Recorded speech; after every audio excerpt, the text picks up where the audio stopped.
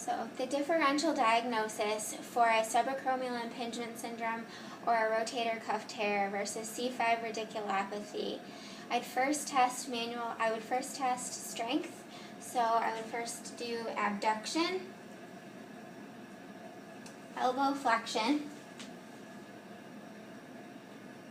internal rotation, and external rotation.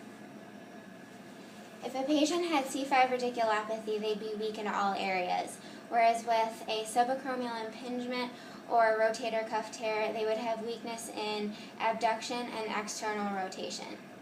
For C5 radiculopathy, I'd also expect to find sensory loss over the C5 dermatome, so the top of the shoulder down the lateral aspect of the arm to the elbow.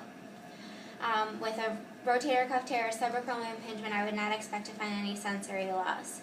For C5 radiculopathy, I'd also expect to find a diminished biceps reflex and not with the shoulder pathology. I'd also perform the test item clusters for subacromial impingement and rotator cuff tear if I suspected either of those.